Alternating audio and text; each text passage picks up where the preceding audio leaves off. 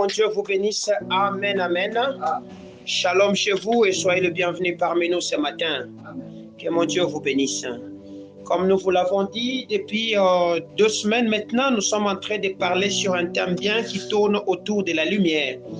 Nous avons dit que la lumière, elle était cette composante qui constitue la part intégrante de notre Seigneur Jésus, et que la lumière pouvait être utilisée comme une arme quand l'ennemi devient redoutable, quand l'ennemi devient têtu et que l'ennemi ne sait plus obéir, nous engageons la lumière.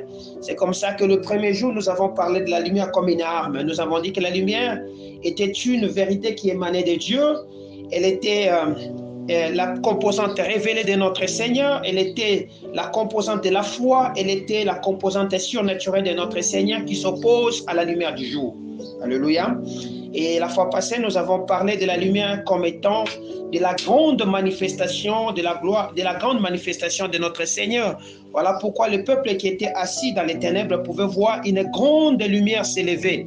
Nous avons essayé d'enseigner sur cela, afin que chacun sache c'est quoi la grande lumière, pourquoi nous devions utiliser la grande lumière et pourquoi nous devions l'invoquer et l'appeler à s'élever dans notre vie. Nous avons dit tout cela, c'était pour dissiper les ténèbres et que nous puissions manifester réellement les caractères de la lumière que nous sommes. Ce matin, nous voulons poursuivre et continuer. Pour cela, nous allons lire dans le passage d'Ésaïe chapitre 60, le verset 1er, et nous lirons Éphésiens chapitre 5, le verset 8, puis le verset 14e. Je lis dans le livre d'Ésaïe chapitre 60e, le verset 1er. Voici ce que la parole de l'Éternel me dit dans la version Louis II 1910. La Bible dit, « Lève-toi, sois éclairé, car ta lumière arrive, et la gloire de l'Éternel s'élève sur toi. » Amen. Nous lisons encore pour terminer, Éphésiens chapitre 5e, le verset 8, et puis nous allons sauter pour lire le verset 14. Éphésiens chapitre 5, le verset 8, la parole de l'Éternel me dit, « Autrefois vous étiez ténèbres, et maintenant vous êtes lumière dans le Seigneur. Marchez comme des enfants de lumière. » Au verset 14e, la Bible dit, « C'est pour cela qu'il est écrit, réveille-toi, toi qui dors, réveille-toi d'entre les morts, et Christ t'éclairera. » Amen, amen. Bien-aimés, ce que vous devez savoir, ce qu'il y a de formidable dans la lumière, c'est que la lumière ne peut pas être vaincue par les ténèbres. Parce que lorsque nous voyons la lueur de la lumière dans un chandelle ou dans n'importe quelle lampe, vous allez voir, mais quelle que soit la noirceur des ténèbres, cette lumière sera perceptible. Quelle que soit la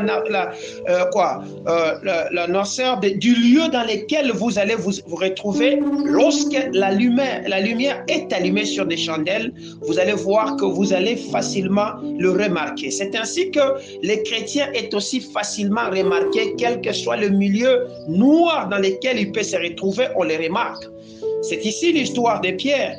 Lorsque Pierre va commencer à renier Jésus parce qu'il avait déjà accepté la lumière, cette nuit-là, alors que Jésus était en train d'être martyrisé, on l'a reconnu. On pouvait dire que nous te reconnaissons que toi aussi, tu faisais partie de ces gens là-bas. Pourquoi? Parce que la lumière est une énergie. C'est une énergie qui s'allume dans la personne. Et cette énergie, quand elle est allumée dans la personne, elle a besoin d'être maintenue, d'être entretenue. Et c'est cette énergie qui nous fait marcher. En réalité, la plus grande énergie que nous avons en tant que chrétiens, c'est la lumière. Lorsque cet homme de Jean commence à parler de la personne de cette énergie ou de la personne de cette lumière, et Jean nous dit ceci dans Apocalypse chapitre 21, le verset 11e, il dit ceci, quand il caractérise l'épouse, lorsqu'il reviendra dans la Nouvelle Jérusalem, il dit, son éclat était semblable à celui d'une pierre très précieuse, d'une pierre de jaspe transparent comme du cristal. L'aspect de cette épouse, l'aspect de cette personne que nous appelons la lumière, qui est Jésus, elle est très précieuse. Elle est quoi? Elle est très précieuse. C'est comme une pierre très précieuse. C'est une pierre transparente. Mon problème, c'est que je voulais un peu caractériser, je voulais un peu qu'on comprenne pourquoi on est allé comparer l'épouse. On est allé, pardon, l'époux on est allé comparer l'époux, qui est notre mari, à cette pierre. Pourquoi seulement on a utilisé le nom de la pierre de jaspe? La pierre de jaspe, lorsque vous l'étudiez en géologie, vous allez comprendre qu'elle fait partie des pierres qui sont issues des pierres de roches sédimentaires. Alléluia. Ce sont des pierres qui sont issues des roches sédimentaires, c'est-à-dire des roches constituées de détritus des autres roches et qui ont formé une nouvelle roche. Dans cette pierre, le principal élément, c'est la silice que vous appellerez communément le quartz. Alléluia. Et lorsque vous étudiez cette pierre, vous allez comprendre que, bon, parce que les pierres sont utilisées aussi pour guérir, hein. Ils sont utilisés dans, bon, il y a une étude qu'on peut, il y a une science spéciale où on dit de la lithothérapie. La lithothérapie, alléluia. C'est une science où on étudie les vertus de pierre afin d'apporter la guérison à ceux-là qui sont malades. Parce que dans la pierre aussi, on peut trouver certaines composantes qui peuvent guérir la personne. Et lorsque vous faites la lithothérapie de la pierre qu'on appelle le jaspe, vous allez comprendre que la pierre jaspe a des très forts potentiels. Et parmi ces potentiels, il se décline en le fait que c'est une pierre qui crée l'équilibre quand il y a des peines dans la personne. Alléluia. C'est aussi une pierre qui développe ce qu'on appelle dans la personne l'estime de soi. Alléluia. C'est aussi la pierre de la créativité et c'est aussi la pierre de la communication. Je ne sais pas pourquoi cet homme, quand il voyait Jésus, il était en train de les personnifier ou de voir, de les personnifier ou de les comparer à l'aspect de cette pierre. En réalité, quand vous voyez la pierre de jaspe, il y a plusieurs formes de jaspe. La pierre de jaspe qui a beaucoup de valeur, c'est cette jaspe qui a la couleur rougeâtre. Alléluia. C'est comme le soleil du soir ou le soleil du matin quand il se lève. C'est un peu rougeâtre quand le soleil veut se lever. C'est un peu dans ces sens-là. Donc, il voyait un homme qui avait une coloration spécifique. Alléluia. La coloration de sa peau n'était pas, je peux le dire, ce n'était pas tellement blanc, ce n'était pas noir. Il était comme du bronze. Et il était comme, comment on appelle ça? Le marron. Alléluia. C'est ça le bon terme. Il était comme du marron. Et dans cette personne, il s'est dégagé une lumière transparente. La lumière transparente qui jaillissait de cet homme faisait que lorsqu'on voyait cette personne, on ne pouvait pas rester assis. C'est comme ça que lorsque Paul commence à parler aux Éphésiens, il dit, il est écrit, lève-toi, toi qui dors, réveille-toi d'entre les morts et les fils de l'homme, et Christ t'éclairera. C'est-à-dire, en d'autres termes, lorsqu'on voit la levée du soleil ou la levée du jaspe, la levée de cet homme à l'aspect du jaspe, vous allez constater que c'est le temps du réveil. C'est le temps où nous devons quitter le lieu, donc notre profond sommeil. Pourquoi? Parce que cette lumière qu'il apporte en toi la créativité, apporte en toi la communication, apporte en toi l'estime de soi. Alléluia. C'est une pierre qui développe en toi ce qu'on appelle l'équilibre.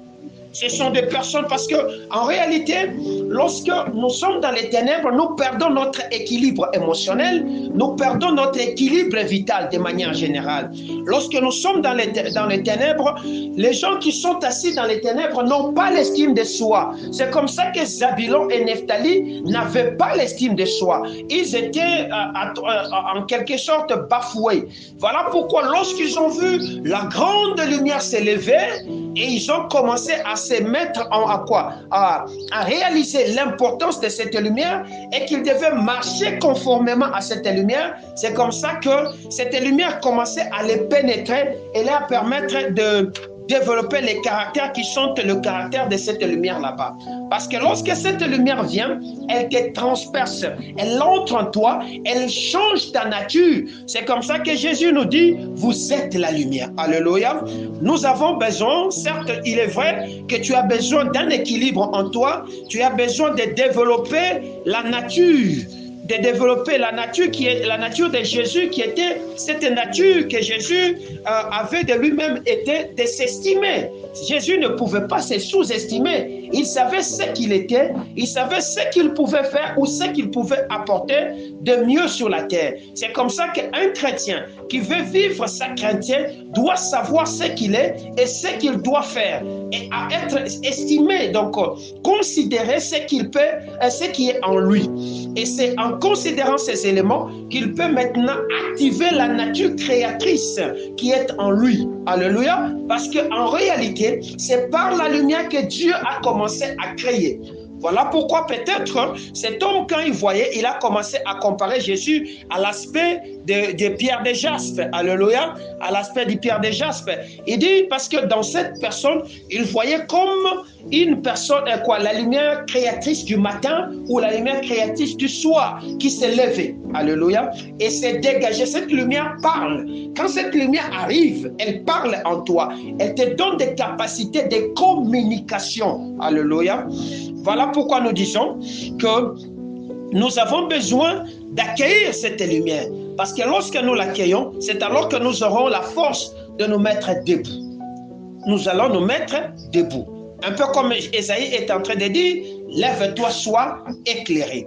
En réalité, c'est quoi? C'est que lorsque l'équilibre se crée, cet équilibre, c'est en réalité l'équilibre de l'amour de Dieu et l'équilibre de la lumière de Dieu. Quand elle vient se combiner en toi, elle va dégager ce qu'on appelle la gloire. Alléluia. J'aimerais qu'on relise encore un peu, afin qu'on comprenne cette matière. Parce que la gloire est générée derrière la lumière. Voilà pourquoi, lorsque Ésaïe commence à parler, il dit ceci, dans ce passage d'Ésaïe chapitre 60, au verset 1er, il est en train de dire, « Lève-toi, sois éclairé, car ta lumière arrive, et la gloire s'élève sur toi. » Donc, c'est dans la lumière qu'il y a l'aspect de la gloire. Alléluia. J'aimerais qu'on lise Apocalypse chapitre 5e, le verset... permettez-moi de les retrouver rapidement, afin que nous puissions confirmer combien dans la lumière nous avons la gloire. Alléluia. Apocalypse chapitre 5e. Je vais vous donner les versets rapidement. Voici ce qu'il dit. Au verset 12e, la Bible dit, il disait d'une voix forte, l'agneau, c'est-à-dire cet homme à l'aspect de la pierre de jaspe, l'agneau qui a été immolé, est digne de recevoir la puissance, la richesse, la sagesse, la force, l'honneur, la gloire et la louange. Vous voyez? Donc, lui qui est la lumière est digne de recevoir la gloire. Mais pourquoi il doit recevoir la gloire? Parce que sur la lumière, il y a ces 7 éléments. Pour que la lumière de Jésus devienne activée en toi, tu as besoin de combiner ces 7 éléments qui sont des manifestations de lumière de Jésus. Les 7 éléments dont on parle ici, c'est notamment la puissance, c'est notamment la richesse, c'est notamment la sagesse, c'est notamment la force, l'honneur, la gloire et la louange, qui sont allumés sur des chandelles. C'est comme ça que j'ai dit. La lumière ne peut pas être vaincue par les ténèbres. Lorsque la lumière est allumée, quelle que soit la noirceur du lieu dans laquelle vous vous retrouverez, vous verrez cette lumière là-bas. Mais si on éteignait cette lumière, vous ne verrez absolument rien. Parce qu'il y a des endroits, il y a par exemple aux États-Unis, je crois, je l'ai suivi une fois dans des documentaires, des lieux qu'on utilisait pour torturer certaines personnes afin qu'ils parlent. On le mettait dans des endroits extrêmement noirs et ils pouvaient vivre là-bas. Lorsqu'on sortait la personne à l'intérieur, l'équilibre sensoriel de la personne était déséquilibré. Vous allez constater que la personne ne réfléchit plus bien, même sa tête était déséquilibrée lorsqu'on le fait passer beaucoup de temps dans les ténèbres. Qu'est-ce qui se passe? C'est que toi qui acceptes de t'asseoir dans les ténèbres, tu es en train de déséquilibrer, une composante importante de la vie, de ta vie. C'est quoi cette composante? C'est la composante gloire. La gloire n'apparaîtra jamais là qu'il y a les ténèbres. Voilà pourquoi tu as besoin de te lever de cet endroit. Zabulon, Nephtali étaient assis dans le pays de l'ombre et dans le pays de la mort. Ces deux pays, cet endroit caractérisé par les ténèbres et caractérisé par la mort, faisait que Zabulon ne pouvait pas manifester la gloire de Dieu. L'équilibre en lui ne pouvait pas agir. C'est comme ça que Zabulon devenait quasiment un carrefour de païens. Vous comprenez? Un lieu où chacun venait faire son business. Un lieu où chacun venait pour tourner ses affaires. Cet endroit était dangereux pour Zabulon. Nous disons, dans la pierre de jaspe qu'on a comparé Jésus, où on a dit il avait cet aspect là-bas, je l'ai dit, il se dégage ce qu'on appelle l'équilibre de soi. Alléluia. Il y a un équilibre que tu dois dégager en toi. Cet équilibre, lorsque tu la trouveras, c'est alors qu'il y aura manifestation de la gloire. Alléluia. Or, cet équilibre ne peut pas être manifesté lorsqu'on est assis ou lorsqu'on est en train de dormir. Or, c'est quoi dormir? Dormir, c'est permettre aux œuvres infructueuses de la chair de prendre le dessus sur les œuvres de Dieu. Alléluia. Voilà pourquoi, lorsqu'on parle au Romains chapitre 13, il dit, il est temps, la nuit étant avancée, le jour approche. Dépouillons-nous donc des œuvres infructueuses de la chair et revêtons Jésus-Christ, qui est qui? La lumière. Alléluia. Lorsque tu revêts Jésus, c'est alors que tu auras la capacité de te mettre debout. Voilà pourquoi, lorsque Pierre, Jean, à l'heure de 15 heures, ils croisent un homme sérieusement malade, paralysé de son état.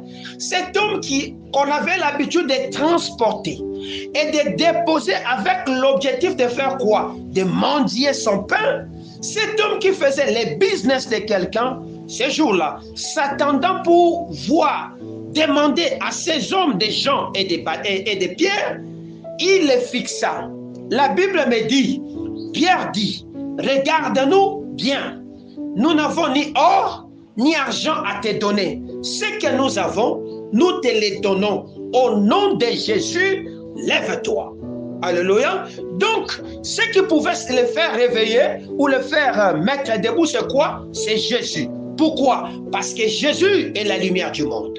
Parce que Jésus est la lumière de l'Église. Parce que c'est lui, notre époux. C'est lui qui a la capacité de nous mettre debout et de nous permettre d'avancer. Lorsqu'il arrive dans la vie de quelqu'un, il apporte l'éclairage. Je l'ai dit, la lumière de Jésus ou la grande lumière, c'est l'éclairage. Je l'ai dit le dimanche passé. J'ai dit que c'est l'éclairage nouveau sur la vie et ses valeurs. Je l'ai dit que la grande lumière qui est Jésus, c'est le nouveau départ de toutes choses. C'est un projecteur jeté sur ta situation et qui te dit maintenant, lève-toi. Alléluia. C'est Christ lui-même.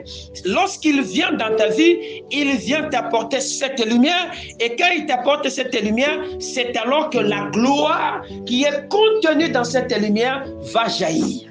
Alléluia.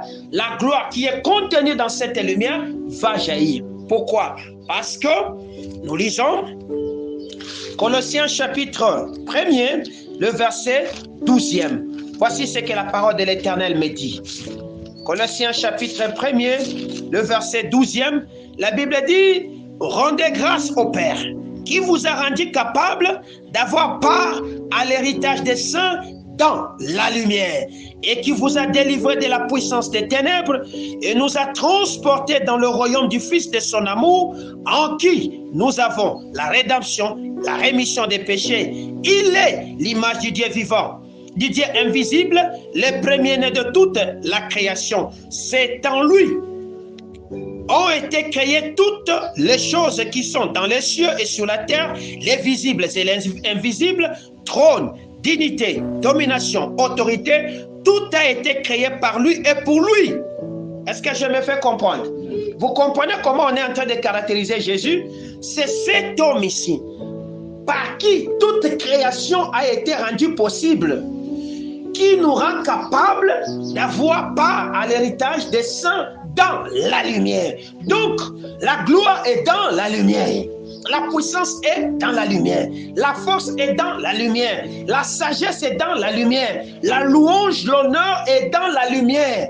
La richesse que tu cherches se trouve dans la lumière. Et si tu veux maintenant manifester ces choses, tu as besoin de l'accepter. Non pas seulement que tu vas l'accepter, mais tu as besoin d'obéir à ces conditions. Quelles sont ces conditions? L'unique condition que cet homme te donne, c'est de te mettre debout. Alléluia.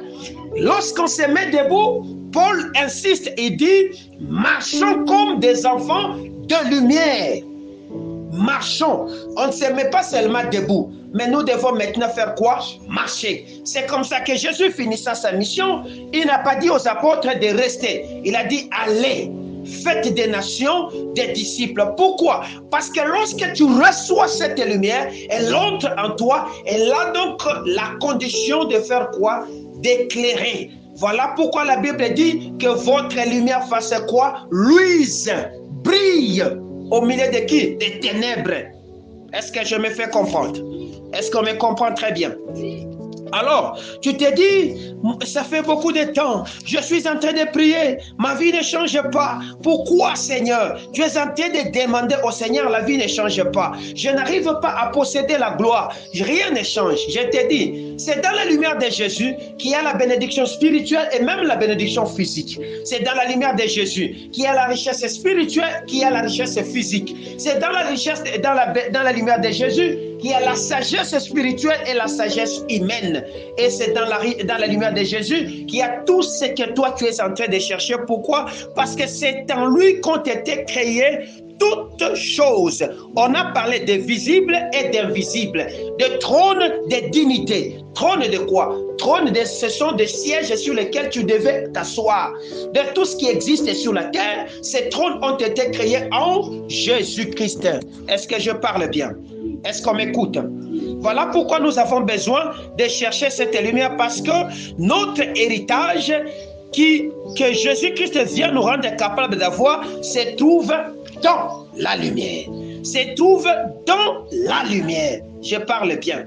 C'est cette lumière qui viendra créer l'équilibre comme la pierre de jaspe.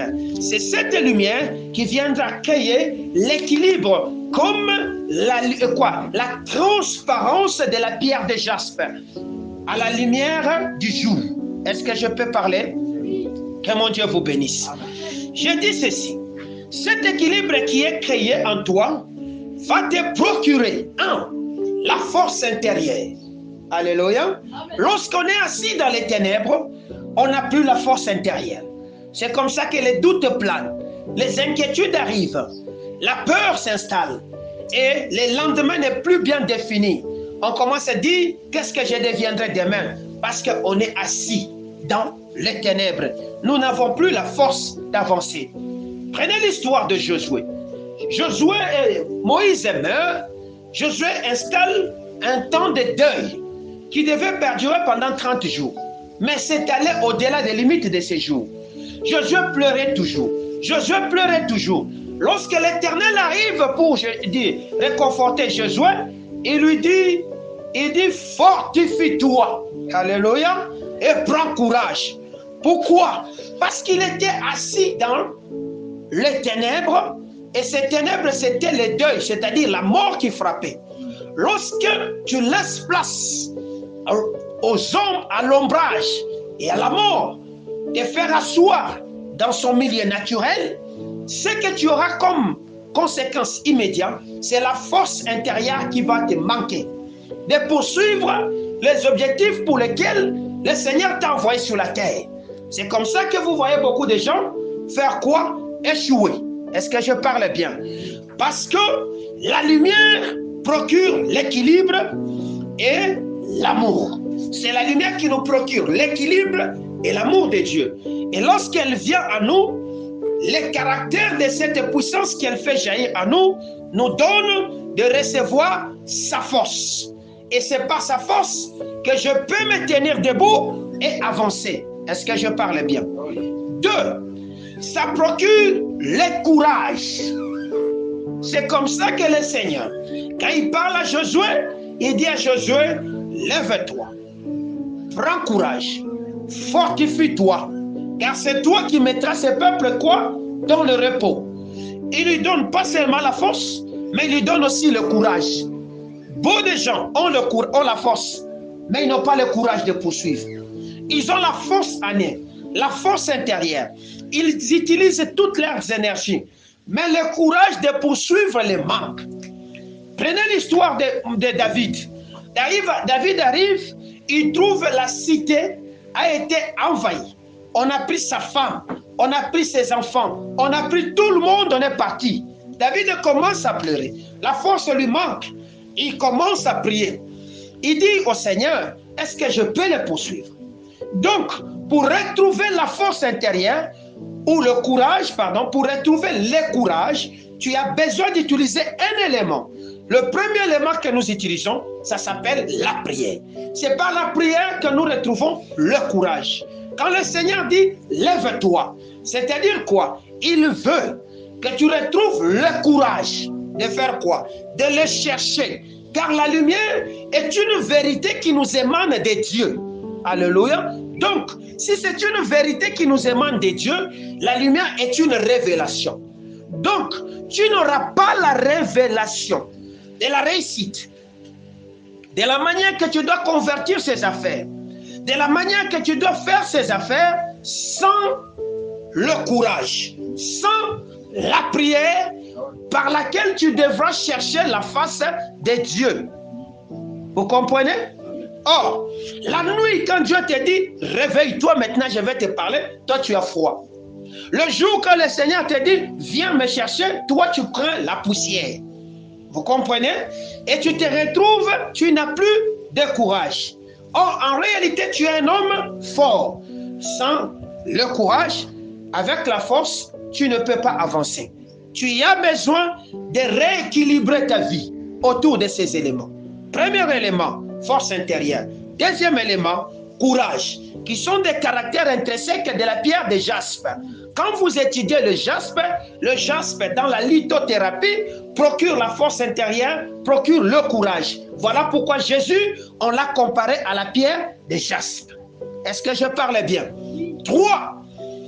Troisième caractère qui se dégage pour que nous puissions avoir l'équilibre, c'est-à-dire, c'est ce que nous appelons la ténacité. Alléluia. La ténacité, c'est quoi? En réalité, quand vous entendez le mot ténacité, vous attendez le mot, c'est comme tenir. Voilà pourquoi la Bible dit, tenez ferme, car votre ennemi, le diable, rôde comme un lion rugissant, cherchant qui il dévorera. Je vais tenir ferme dans quoi? Je vais tenir ferme dans quelle idée? Dans ce que j'ai eu comme lumière émanant de Dieu, révélation, qui me procure force et courage. Lorsque j'ai ces éléments en moi, je tiendrai ferme. Pour faire quoi? Pour suivre les objectifs que le Seigneur m'a assignés. C'est alors qu'apparaîtra la gloire. Est-ce que je suis en train de bien démontrer? Donc, si la gloire s'appelle le travail, si la gloire s'appelle l'argent, si la gloire c'est ce mariage que tu cherches, si la gloire c'est une parure extérieure, si la gloire c'est cette maison que tu veux créer et tu veux construire, si la gloire c'est le ministère, si la gloire, je ne sais pas comment toi tu le définis en toi, c'est ce que tu vois, tu as besoin de trouver l'équilibre de ces trois éléments. La force intérieure, le courage et la ténacité, c'est alors que viendra la gloire. Voilà pourquoi cet homme d'Ésaïe, quand il commence à parler à Israël, il dit à Israël, pour que vous soyez restaurés dans la gloire que vous avez perdue, pour que vous puissiez retrouver la richesse que vous avez perdue, vous avez besoin de faire quoi? De vous lever et de vous laisser éclairer. En d'autres termes, de recevoir la lumière. Et troisième des choses, c'est alors que vous verrez la gloire de l'Éternel faire quoi? Aussi s'élever sur vous. Pourquoi il disait ça? Parce que les ténèbres couvraient la terre, où il y avait Israël. L'obscurité, le peuple. Mais sur Israël seulement, l'Éternel lui-même s'élève et sa gloire apparaît. Donc, c'est comme ça que j'ai commencé par dire, quelle que soit la noirceur de ton ténébreux que tu es en train de vivre aujourd'hui, où il n'y a pas de lueur d'espoir, je suis en train de te dire comme un prophète que le Seigneur a allumé une chandelle d'espoir, alléluia, sur laquelle il veut que tu regardes et que tu te laisses conduire par la lumière de cette chandelle, parce que c'est cette chandelle qui te fera conduire là que tu as besoin d'aller. Alléluia. Là que tu as besoin d'aller, tu as besoin de te laisser conduire par la lumière du chandelle. Voilà pourquoi Pierre dit, marchez comme des enfants de lumière. Alléluia. La lumière, je l'ai dit au début, c'est une forme d'énergie. Alléluia. Or, un véhicule ne peut pas marcher sans énergie. Il faut qu'il y ait des carburants à l'intérieur afin que le véhicule démarre. Si je te prends comme un véhicule, tu as besoin d'une énergie. Et cette énergie qui nous fait marcher, c'est la lumière. Vous comprenez? Voilà pourquoi nous sommes la lumière. Le monde a besoin de marcher grâce à la lumière des enfants de Dieu. Voilà pourquoi il dit, vous êtes la lumière du monde. Si le monde marche aujourd'hui, c'est grâce à la lumière de nous, enfants de Dieu. Lorsqu'on éteindra la lumière des enfants de Dieu, la terre s'arrêtera. Vous comprenez? Donc, parce qu'il y a de l'équilibre en Jésus, parce qu'il y a de l'estime de soi en Jésus, parce qu'il y a de la créativité en Jésus, parce qu'il y a de la communication en Jésus, parce que Jésus procure le courage, parce que Jésus c'est la force, parce que c'est en Jésus qui a la capacité de tenir ferme devant l'atrocité, devant les attaques du diable. Nous avons besoin de chercher Jésus. Bref, nous disons que Jésus est l'équilibre. Alléluia. Nous disons que Jésus est l'équilibre. Or, l'équilibre Jésus, s'il est réellement ton équilibre, laisse-toi maintenant pénétrer par sa lumière. Voilà pourquoi, dans le livre des psaumes, la Bible me dit que notre Seigneur, il s'enveloppe de la lumière comme d'un manteau. Alléluia. Il s'enveloppe de la lumière comme d'un manteau. Lorsque Dieu veut opérer, il prend la lumière, il se l'enveloppe et il commence à agir. Je dis, si vous voulez utiliser la lumière comme une arme, vous voulez utiliser la lumière comme une vérité, vous voulez utiliser la lumière comme un projecteur sur votre destinée, vous avez besoin de faire quoi? De vous envelopper de la lumière. Moïse connaissait ses secrets. C'est comme ça que Moïse a dit, Seigneur, c'est vrai, tu nous as fait traverser cette mer rouge. Mais si tu n'es pas avec nous, nous ne quitterons pas ces lieux. Alléluia.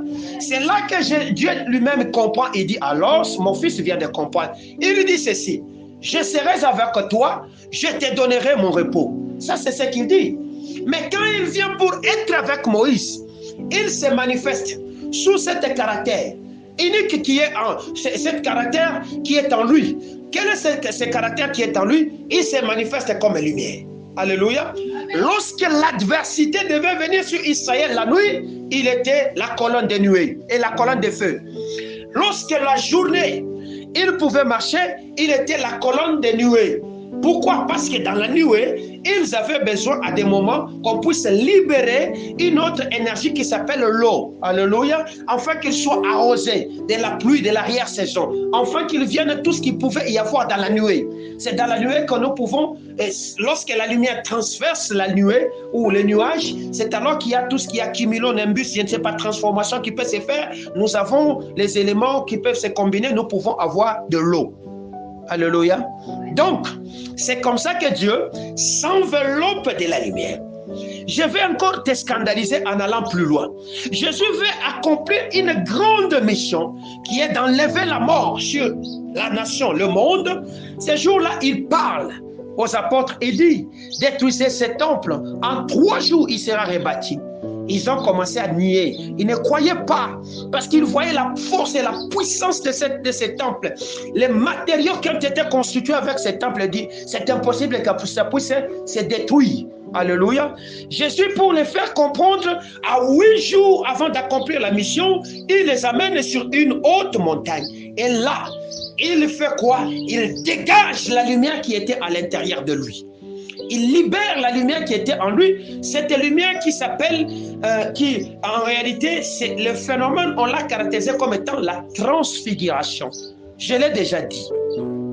La transfiguration, quand vous lisez même dans la définition, dans le dictionnaire, elle est différente de la transformation.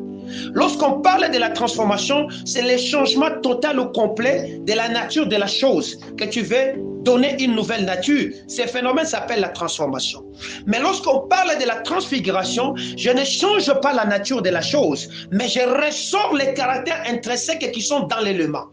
Alléluia. C'est ce qu'on appelle la transfiguration. C'est comme ça que Jésus n'a pas changé pour devenir une autre personne. On voyait Jésus, mais on voyait qu'il brillait très fort. Ses habits ont changé la couleur, son aspect même avait changé et la puissance qui l'accompagnait est devenue manifeste. C'est comme ça qu'on a vu Élie venir, c'est comme ça qu'on a vu Moïse apparaître pour dire la loi et le prophète est venu s'accomplir dans cet homme qui s'appelle le Christ. Alléluia. Lorsque le Seigneur veut que tu t'élèves, qu'est-ce qu'il veut? Il veut que oui, c'est vrai que tu as déjà... Il a travaillé l'équilibre en toi. Il a travaillé le courage en toi. Il t'a donné la capacité de tenir ferme, qu'on appelle la ténacité. Lorsqu'il veut que tu te réveilles, c'est parce qu'il y a des choses maintenant qui doivent sortir en toi. Alléluia, que la nature attend. Voilà pourquoi la Bible dit, la nature elle-même attend avec un profond désir la révélation des fils de Dieu. J'ai dit, la lumière, c'est une vérité émanant de Dieu. C'est une vérité révélée. Alléluia. La maison de ton Père attend voir ces choses. Elle verra ces choses quand? Lorsque tu te mettras debout. C'est-à-dire, tu auras le courage de rechercher cette révélation afin de connaître les scripts ou les éléments, l'écriture, s'il te plaît, l'écriture du langage spirituel de ta destinée. Est-ce que je me fais comprendre? Parce que dans chaque homme, il y a une écriture. Et cette écriture est lisible que par Dieu. Je peux même vous le dire. Lorsqu'on avait les livres d'Apocalypse qu'on donnait, à chaque homme, personne ne peut lire ton écriture. La Bible dit, il n'y avait personne qui était trouvé digne de les lire, ni de l'ouvrir, si ce n'est que le Fils de Dieu. Vous comprenez? Donc, à celui qui vaincra, on a dit qu'on donnera un caillou blanc sur lequel est écrit quelque chose. Quelle est cette écriture? L'écriture, tu as vaincu le diable quand? Tu as vaincu le diable dès l'instant que tu as accepté Jésus-Christ comme étant ton Seigneur et ton Sauveur. Il a déjà été vaincu. Vous comprenez? Ce jour-là, un caillou t'a été donné. Et sur ces cailloux, il y a des scripts, il y a des écritures. Et ce sont ces écritures qui doivent être reconnues lorsque je le connais. En mettant du courage, en mettant la force et en m'y tenant, c'est alors que la gloire, est-ce que je parle bien? La gloire de cette lumière qui a écrit ces choses va apparaître. Je peux continuer? Moïse ne comprenait pas. Lorsque Moïse arrive sur la montagne de Sinaï, pendant qu'il recevait l'écriture de la loi qui devait permettre à Israël de devenir une nature spécifique, un royaume spécifique, des hommes mis à part, ce jour-là, le Seigneur était en train d'écrire quelque chose. Il écrivait des choses. Et ces choses, il écrivait par le feu. Or, dans le feu, il y a la lumière. Alléluia. Donc, c'est une écriture qui est inscrite par le feu ou par la lumière dans la personne. Moïse dit, Seigneur, fais-moi voir ta gloire. Dieu dit, il n'y a personne qui me verra et rester en vie. Si tu veux me voir, entre, cache-toi dans le rocher. Est-ce que je parle bien? Cache-toi dans le jaspe. Est-ce que je parle bien? Rentre dans le jaspe. C'est dans le jaspe, au travers la transparence des jaspes. Quand nous regardons en lui, nous sommes transformés de gloire en gloire. Est-ce que je parle bien? Lorsque je suis caché dans la transparence de la pierre qu'on appelle jaspe. La pierre jaspe a une caractéristique spéciale, a un caractère spécial qui s'appelle la transparence. Je vous ai dit, c'est constitué de matériaux qu'on appelle la silice. Et la silice est l'élément primordial sur la terre. Alléluia. Et c'est cet élément qui forme la pierre qu'on appelle le quartz. Et quand vous regardez le quartz, prenez l'exemple du vitre, vous verrez que c'est transparent et nous sommes en train de voir à l'intérieur. C'est comme ça que lorsque Moïse se cache dans la transparence de Jésus, l'équilibre se crée. Malgré le feu qui devait inscrire des langages nouveaux, Moïse a su voir le dos de Dieu, sur lequel il y avait des écrits. Et Moïse ne nous a pas révélé ce qu'il avait vu comme écriture. Il est resté avec. Et ça fait une puissance. Lorsqu'il descendait de cette montagne, le front de Moïse a changé. Il brillait tellement fort. Or, c'est une promesse qui a été faite à l'église. Il dit, je rendrai ton front plus que le diamant. C'est à Ézéchiel que le Seigneur est en train de parler. Le front devait être très dur plus que le diamant pour résister à qui? Aux occultistes, aux sorciers. Parce que le front devait briller. Le front, ça représente quoi? C'est le siège de l'intelligence de la personne. Deviendra dur, très fort, résistera, aura la capacité de tenir fort. Parce que le diamant, c'est la pierre la plus dure qui raye tout et qui coupe tout. Est-ce que je parle bien? Donc, tu auras une inscription, tu auras une sagesse ou une intelligence spécifique qui va vaincre tout ce qui est contraire aux échecs que tu expérimentais. C'est comme ça que Jésus expérimenta la même capacité ou la même force. On a vu Jésus transfigurer, changer et briller. Alléluia. Est-ce que je parle bien? Tu as besoin de ces choses. Tu as besoin de ces choses. Jusqu'ici, tu as été fort. Tu as travaillé avec la force, mais tu n'as pas été restauré dans la richesse que tu cherches. Jusqu'ici, tu tenais ferme à tes décisions. Mais parce que tu n'avais pas la force et le courage, cela n'est pas venu. Jusqu'ici, tu avais le courage, mais il t'a manqué la force et la ténacité. Tu ne pouvais pas prendre Canaan. Sache-le que pour prendre Canaan, hormis le fait de recevoir Christ comme étant notre pierre de jaspe qui doit briller à nous, nous avons besoin de développer sa nature, qui était la nature d'un homme courageux intérieurement, malgré la mort qui venait, malgré les supplices qu'il savait, malgré qu'il savait que ce qui m'attendait est dangereux, ça risque de me faire souffrir, il n'a pas cédé. Alléluia. Tu as cédé parce que tu ne sais pas lire dans les interlignes de l'écriture de Dieu.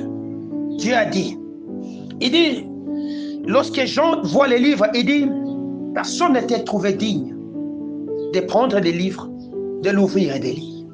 Un seul homme a ouvert les livres. Il a rempli d'abord le sceau qui était dessus et il a donné les scripts. Vous comprenez?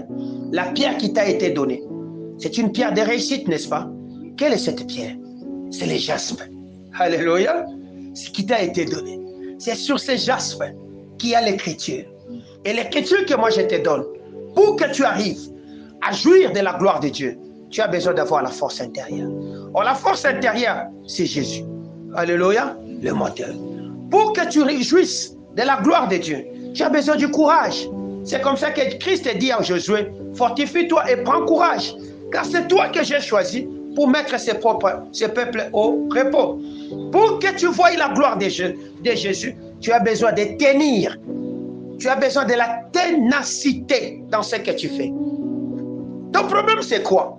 C'est que tu commences aujourd'hui la chose parce que tu as trouvé des obstacles 1, 2, 3 fois, tu abandonnes facilement, tu vas ouvrir une autre brèche. C'est là qu'il y a les obstacles, c'est là qu'il y a la vie.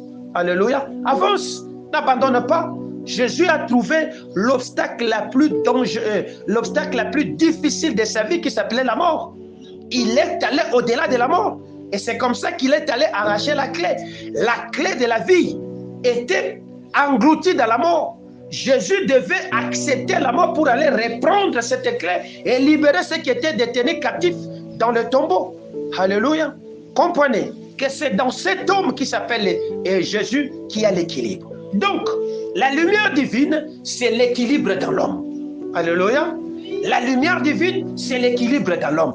Et si la lumière divine est l'équilibre dans l'homme, c'est cet équilibre venant en toi, tu auras donc besoin de t'élever. T'élever comme Moïse, t'élever comme Josué, afin d'aller conquérir la nation que le Seigneur t'a donnée.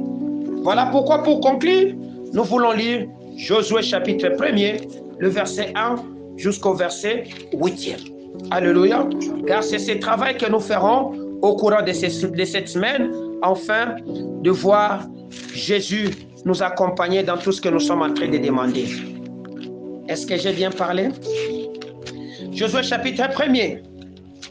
Après la mort de Moïse, serviteur de l'Éternel, l'Éternel a dit à Josué, fils de Nun, serviteur de Josué, et serviteur de Moïse, pardon. Moïse, mon serviteur, est mort. Maintenant, lève-toi. Vous voyez la condition? Passe ce Jourdain, toi et tous ces peuples, pour entrer dans le pays que je te donne, que je donne aux enfants d'Israël. Pour prendre possession du repos, du Canaan, du travail, du mariage, de la femme, de voyage, de tout ce que tu cherches, tu as besoin de faire quoi? De t'élever. Il dit au verset 3, tout lieu que foulera la plante de votre pied, je vous le donne, comme je l'ai dit à Moïse. Vous aurez pour territoire, depuis le désert et le Liban, jusqu'au grand fleuve, le fleuve d'Euphrate, tout le pays des Essiens, jusqu'à la grande mer, vers le soleil couchant. Nul ne tiendra devant toi tant que tu vivras. Je serai avec toi, comme j'ai été avec Moïse. Je ne te délaisserai point, je ne t'abandonnerai point. Fortifie-toi. 6. Prends courage, car c'est toi qui mettras ces peuples en possession du pays que j'ai juré à leur père et de leur donner. Donc, la promesse qu'il y a sur la destinée familiale ne peut être exécutée que par les membres des familles. Est-ce que je parle bien?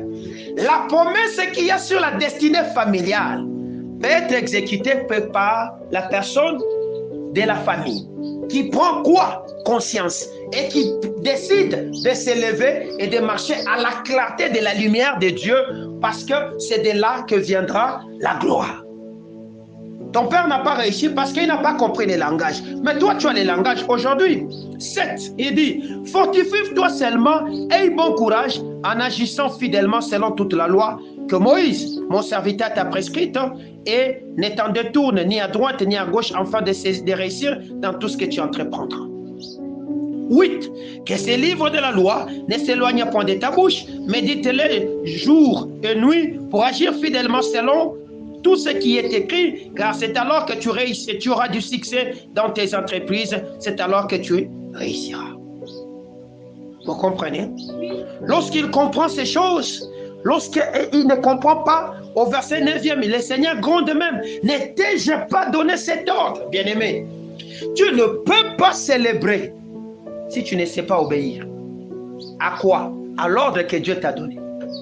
L'ordre que Dieu t'a donné, c'est quoi? Mais c'est de te mettre debout. Or, tu peux me dire, oui, je suis debout. C'est ton corps qui est debout. Est-ce que ton âme est debout? Est-ce que ton esprit est debout? Est-ce que tes émotions sont debout? Est-ce que ta mentalité est debout? Où est-ce que tu es assis? N'est-ce pas que tu es assis sur l'argent? N'est-ce pas que tu es assis sur des choses que le Seigneur ne veut pas? Tu es assis sur des choses que Dieu ne t'a pas donné l'ordre de faire. Est-ce qu'on peut lire quelque chose pour terminer? Parce que je veux que cet avertissement soit écouté des enfants de Dieu. Osée, chapitre 2, le verset 10e. Alléluia. Osée, chapitre 2, le verset 10e. La loi de l'Éternel nous dit ceci. Dans la version Louis II 1910. La parole de l'Éternel me dit, elle n'a pas reconnu que c'était moi qui lui donnais le blé, le mou et l'huile.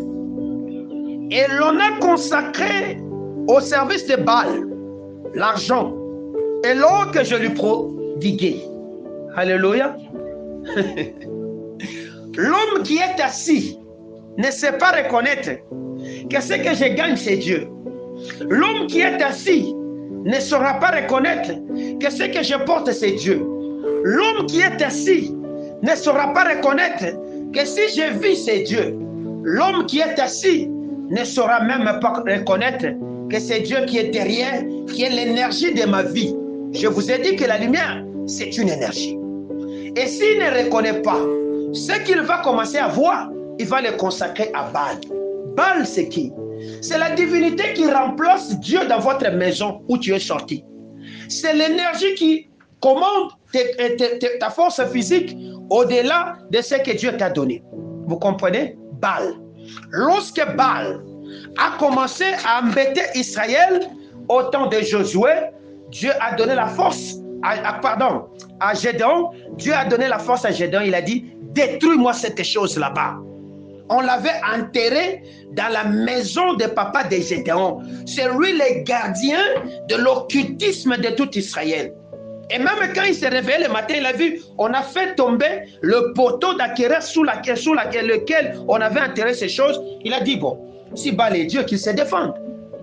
Ce que toi tu donnes comme gloire aujourd'hui, ça te défend en quoi? Alléluia. Là que tu pars, là que tu engages ton argent, ce que tu fais, ça te donne quoi comme équilibre aujourd'hui? N'est-ce pas que ton travail, tu te retrouves déséquilibré?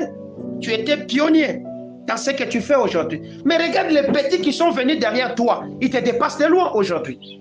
Alléluia. Tu pouvais être un grand parmi les grands. Mais regarde, parce que tu as déséquilibré ta vie, en donnant gloire à quelqu'un d'autre. C'est comme ça que ces choses ont changé. L'agneau qui était assis, il est assis où? Dans ton trône là. Parce que c'est en lui que tous les trônes ont été créés, les dignités et consorts. Lisez Éphésiens. N'est-ce pas que vous avez compris, hein? Et pardon, Colossiens. L'agneau qui est assis attend quoi? Recevoir quoi? Apocalypse chapitre 5, verset 12e. La gloire. Mais la gloire que Dieu te donne dans le travail, dans le mariage, tu le donnes à qui? C'est comme ça que Dieu nous parle. Je lui ai donné le blé, je lui ai donné le mou, je lui ai donné des habits et je lui ai même prodigué de l'argent. Mais il en a fait quoi? Il est allé donner ça à Baal. Voilà pourquoi il a dit, je le reprendrai et je mettrai sa nudité dehors. Nous ne voulons pas ça. Dieu dit, lève-toi. Sors de cette mentalité que tu as mis en toi. Ça te met en retard et ça te bloque. Car c'est toi qui as été choisi de faire la différence. Agé chapitre 2, la Bible me dit, c'est cette maison. Est-ce que vous l'avez vu dans sa première gloire? N'est-ce pas que c'était que de ruines? C'est à cette maison que je donnerai ma gloire. C'est à cette maison que je donnerai la paix. La gloire de cette dernière maison, elle sera plus grande que celle de la première. Toi, tu es venu marquer la différence entre la vieille génération et la nouvelle. Alléluia. Il a dit, au temps de la fin, 10 hommes saisiront au pan de cette maison-là qu'il a construite à la dernière instance, au travers de Jésus. Ils diront, nous avons vu Dieu. La nature attend voir avec un ardent désir l'équilibre qui a été créé afin que vous manifestiez la gloire de Jésus. Lève-toi, sois éclairé, car ta gloire, ta lumière est arrivée et la gloire de l'Éternel s'élève sur toi. La gloire est déjà là. Elle n'apparaît pas parce que tu es toujours assis.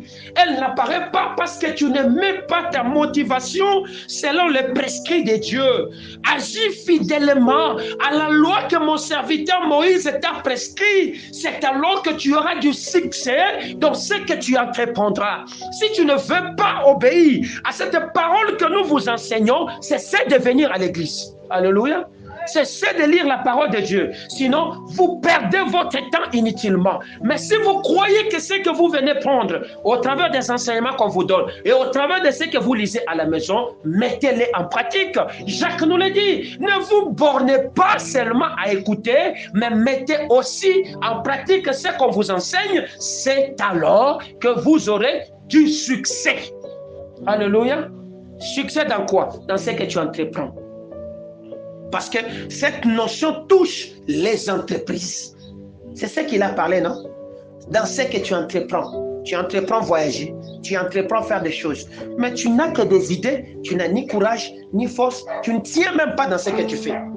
Dieu m'a parlé d'un serviteur de Dieu. C'est un enfant à moi. Il me dit, tu sais pourquoi ton enfant échoue? C'est que c'est un enfant qui n'est pas tenace dans ce qu'il fait. Il peut commencer aujourd'hui, mais le lendemain, parce qu'il trouve des blocages, il abandonne. Et je le voyais comme s'il travaille, et puis à un moment, lui-même, il s'est refroidi. Je vois les champs est là, mais il s'est refroidi. Dieu m'a dit, il n'est pas tenace.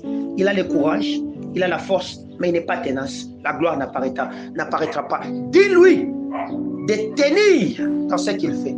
C'est alors que la gloire viendra. Que mon Dieu vous bénisse. Je pouvais parler même pendant 2 heures, mais je vais arrêter ici pour que l'enseignement soit suivi. Parce que si ça fait plus d'1 heure du temps, vous n'allez pas les suivre. Je les mettrai sur les réseaux. Suivez-les. Que mon Dieu vous bénisse. Amen. Tu as besoin de l'équilibre. Nous avons dit la lumière divine, notre équilibre. Que mon Dieu vous bénisse.